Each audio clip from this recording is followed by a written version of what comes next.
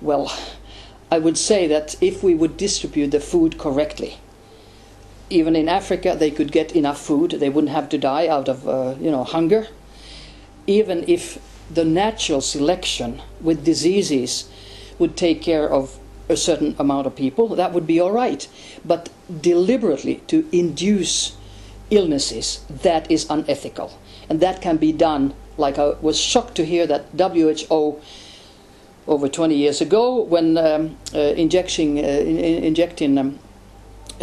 people in Africa against smallpox, they had AIDS virus in it. I mean, they had the virus to create AIDS. And today, when we're talking about the swine influenza, well, first of all, it is swine virus, it is human virus, and the bird virus together. Of course, that's in American military laboratories that has been invented. And if they are being distributed all over the world, of course they will put microchips into it all. Because that means that we can control all the world population. It's not only being zombies, we can also kill them if we want, because the idea is that we are too many. Now, that in my mind is terribly, terribly unethical, because they forget what it is to be a human being. I just read that there are countries in Europe that are, at the moment when handicapped children are being born, they are eliminating them, because they say, well, we don't want them to have a bad life. There are 10,000 elderly in a country in Europe that they have been killed because, they're too old. Yeah. Now, they don't think, those doctors, unethical doctors and nurses doing this, that the meaning of life is not, number one, to be a body, but it is to be a mind, it is to be a soul. Yeah. And if you are born handicapped, you have chosen, your soul has, your energy, your consciousness, which is eternal, has chosen to go into this body to learn and to teach. Yeah. And they take that away. Now that's totally wrong.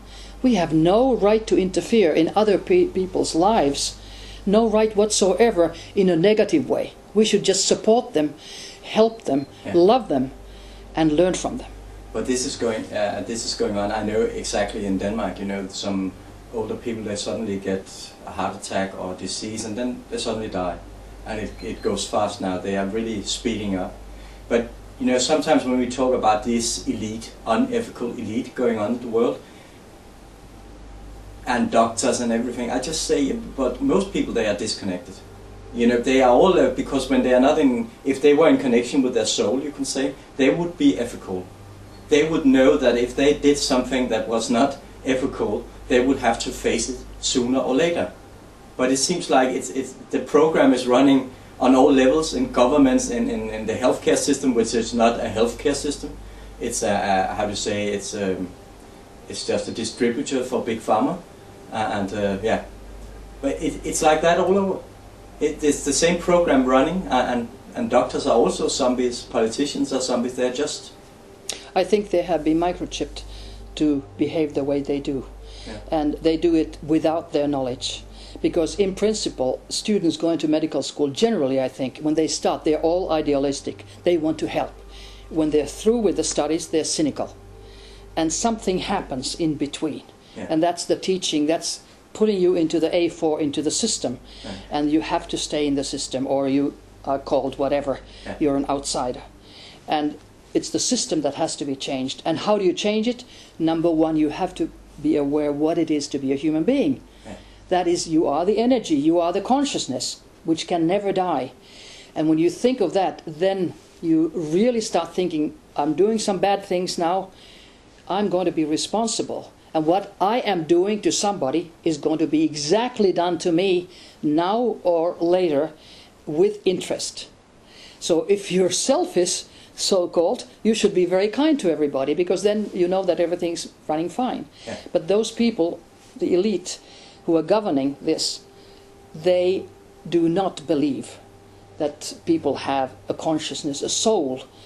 They do not believe that there is something that is called reincarnation. That is something Eastern religions, and they look down upon them. Yeah. Now, Eastern, I would say, cultures have had wisdom that West needs to learn from. but because the Western technology has gone so fast up, so we look down about anything that's spiritual. We don't accept it, and we think it's just nonsense, and it's religious whatever aspects. And until each of us will be stopped. I mean, it can be like I was stopped by a car accident. It can be death of your child. It can be death of your spouse, whatever. It stops your normal routine, and you start thinking why, especially when a child dies. You say, what's the meaning of this life? Why did the child die? If you don't know that the consciousness was born and chose to be born to that body, to those parents, and mind you, first to this planet and to that country. So if you don't know that, you're very, very devastated. But if you know that it was there to teach you, to stop you, and to learn something, and also because it maybe has had done something which wasn't totally acceptable in a previous existence, so now it sort of pays the interest and is here just for a little while and then continues. There is no death. But of course the physical is gone, and we are always focusing on a physical. We think it's a male, it's a female, it's a dolphin, it's a dog, it's a cat, instead of the soul. And like they say, eyes are the expression of the soul. So you just look into the eyes. If you see an ET, you just look into the eyes, and all of a sudden you realize you're one. It's an energy of love that's between that. And therefore it's very, very important that people would change their focus from the physical body to the energy, because otherwise they don't understand things that's happening today.